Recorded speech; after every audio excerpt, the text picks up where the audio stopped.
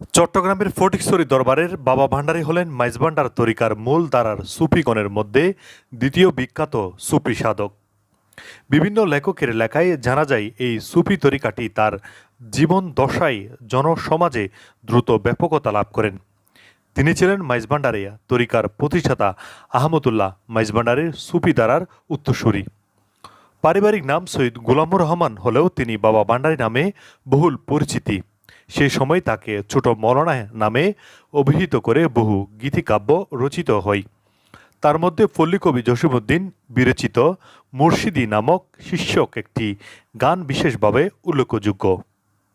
মাইজভান্ডার দরবারের প্রধান মাজার শরীফটি কোরআনের হরফ দিয়ে সাজানো হয়েছে, বা দেখতে কোরআনের পাতার মতো মনে হয়।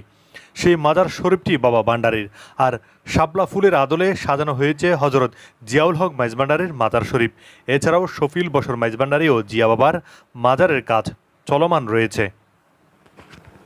এবার এই আল্লাহর মহান অলিদের কিছু অলৌকিক ঘটনা জানা যাক। একদিন রাঙ্গুনিয়া থানার এক লোক কাঠ কাটার জন্য পাহাড়ে যান। কাঠ কাটার সময়ে হঠাৎ সামনে এক বাঘ চলে আসেন। ওই সময়ে লোকটি ভয়ে ভীত হয়ে ওঠেন। এ সময় তিনি আল্লাহ ও রাসূলকে ডাকতে শুরু করেন। পরে মনে মনে স্মরণ করেন মাইজভান্ডার দরবার শরীফের মহান অলি আহমদুল্লাহ মাইজভান্ডারীকে। ওই লোক বাবা ভান্ডারীকে বারবার ডাকতে থাকেন। এই আল্লাহর মহান অলি তিনি তার ভক্তের মনের কথা দরবার শরীফ থেকে জানতে পারেন। এ সময় আহমদুল্লাহ মাইজভান্ডারীর হাতে থাকা একটি বদনা ফটিকছড়ি দরবার থেকে ছুঁড়ে মারেন। এ সময় বদনাটি সোজা গিয়ে পড়েন রাঙ্গুনিয়ায় বিপদে পড়া লোকটির সামনে থাকা বাঘের মাথায়। এ সময় বাঘটি পালিয়ে যান আর প্রাণে বেঁচে যান রাঙ্গুনিয়া উপজেলার কোদলা গ্রামের এক মানুষ। বাঘের হাত থেকে বেঁচে যাওয়া লোকটি বুঝতে পারেন এটি আল্লাহর প্রিয় মহান অলি বাবা ভান্ডারী তাকে রক্ষা করছেন।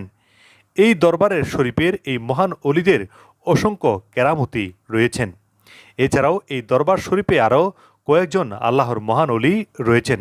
তারা হলেন সৈয়দ শফিউল বশর মাইজভান্ডারী সহ আরও বেশ কয়েকজন। পৌষ ও মাঘের কনকন শীতের মধ্যে বাড়ির সামনের পুকুরে দিনের পর দিন ডুবে থাকতেন এই মহান আল্লাহর অলি। ইসলাম ধর্ম প্রচারে ফটিকছড়ি দরবারের এই মহান অলিদের অসংখ্য ইতিহাস কেরামত রয়েছেন। এছাড়াও সকল ধর্মের মানুষ এই দরবার শরীফে যান মনের আশা নিয়ে। আমির হামজা, বিহঙ্গ টিভি, চট্টগ্রাম।